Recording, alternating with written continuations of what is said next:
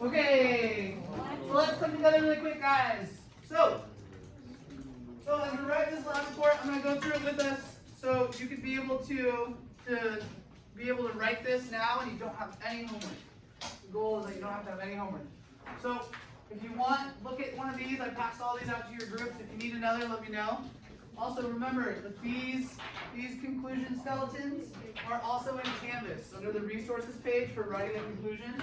I would use this every time. You can literally copy and paste a lot of the sentence frames and just plug in the words that specifically talk about the experiment that you're doing. Okay? So remember, we're trying to figure out how far is that car going to go in 6 seconds. Okay? In your data table, you posted that in there. So I want to show you two groups, what they got for their Desmos graph. It looked like this. Okay? My question to you is, what kind of relationship do you see there? What kind of line is that? Somebody raise their hand and tell me. Trent, what do you think? Quadratic, very good. So that's kind of strange. We saw regular velocity. We saw constant velocity as this line here that was straight. And acceleration is what? Negative. Nope. Acceleration is, what do you see right here? Speeding up. Yeah, speeding up. That's quadratic. It's a quadratic relationship.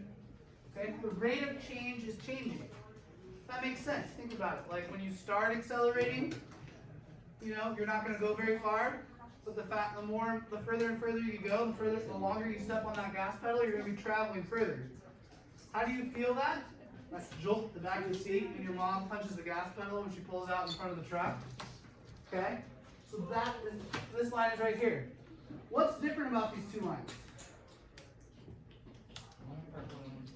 One's purple, one's blue. Okay? What's different about the purple and the blue line? Somebody raise their hand and tell me. Who? The purple has a higher C value. Now, which ramp do you think was a steeper ramp than the purple? And because it's got a higher C value? Very good. Yeah, so the C value means their what? Their speed, their rate at which they're accelerating.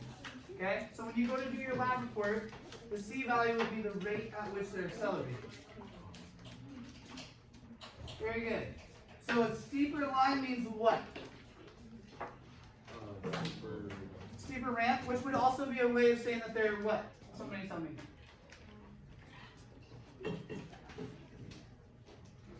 What do you think, Olivia? What do you think? Steeper line means that the car is doing what? Going faster. Going faster. It's accelerating faster. Very good.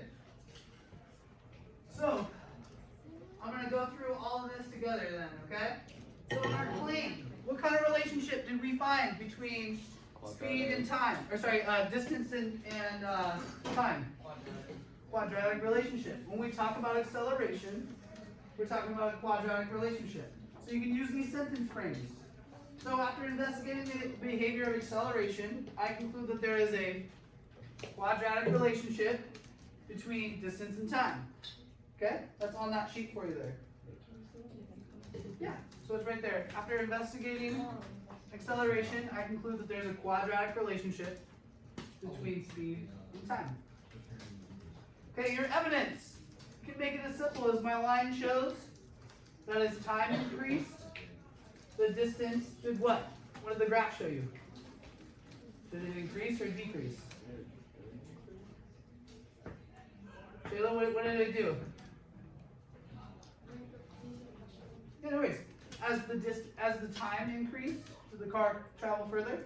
Or did it go backwards? Travel further. Okay? You can see that in your line. So your evidence can be as simple as that.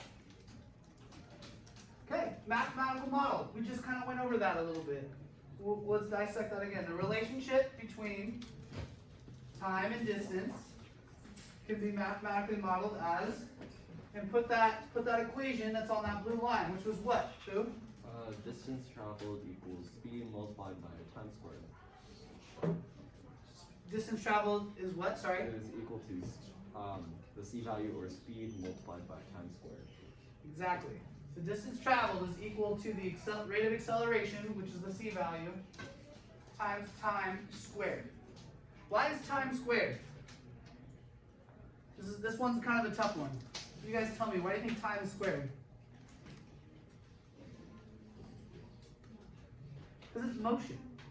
Whenever we're in motion, it's squared.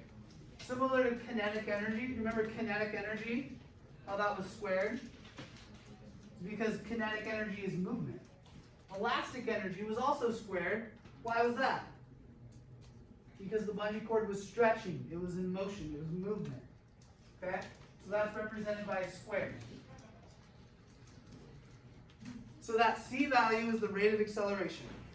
Finally, the prediction.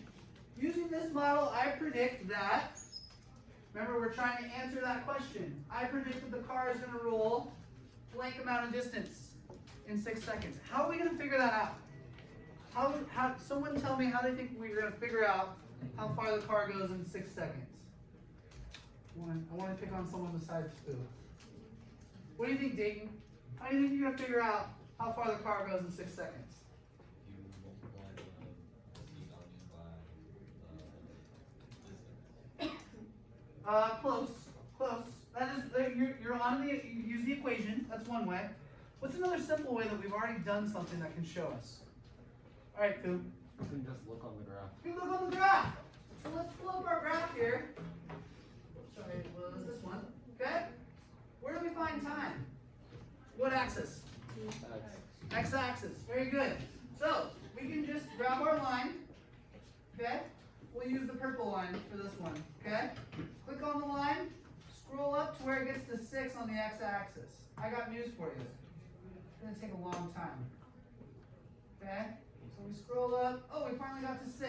So it's when it gets to 6 meters, or sorry, 6 seconds of time, it's going to travel 72 meters because the y-axis says 72 on that. So you just trace your line. That's really long. That means that we would have to have a ramp that was 72 meters long. Remember, we're talking about acceleration. So if it had to be accelerating the entire time at the same rate, that means that ramp didn't change the whole time. We had that same slope. I know that's kind of hard to think about. But a 72-meter ramp, that's like from this side of the school all the way to the other side of the school. So it'd be really long. Okay? So your number should be pretty big. So you'll trace that on your graph that same way for your prediction. Does everybody understand that? Just 5. 5 being like I understand how to do that, Mr. Van Day. Yeah. Okay. What should we label our graph? You just label it. Give me your equation. Distance is equal to your C value times time. Okay. Finally, I want you to tell me about confidence. Who can tell me what we mean when we're talking about confidence in our graph? Who can tell me what we mean? Shayla? How many points the line goes through? Very good. Okay? I put at the bottom of every lab report, remember this confidence scale. I'm not grading you on if you have high confidence. Science is science. We're going to make mistakes. That's fine. I want you to make mistakes. How many of your graphs exactly went through all the points? Maybe one of you, a couple of you. That's okay. If not. Remember, I want you to tell me with confidence, okay? Remember, low confidence would be, hey, there's a line that goes, none of our points fit on the line. Okay? Medium confidence would be like, hey, some of our points fit on the line, or our points are really close to a line. Okay? And that's okay. I don't expect you to take perfect data. But that's how you'll state your confidence. Does everyone give me fist to 5? I understand how to state confidence on this, Mr. Vanderhay. Okay. Fist to 5 for the whole thing. Mr. Vanderhay, I understand what you're asking me to do in this conclusion. Okay? For those that are giving me low numbers, I'll come around and help. We still got another 15 minutes of class left. I think it'd be very easy for us to finish this conclusion beforehand. Then you don't have homework. This is a graded assignment. Yes, Katie? Do I turn in the graph, the Google Sheet, and the Google Doc? Yep. You need to turn in your data table and your graph. Okay? Yep, perfect. Thank you. That's awesome. Thank you very much. Good job. Alright, we'll work on this the rest of the class, and I'm gonna come around and help. 1 second, let me turn this off.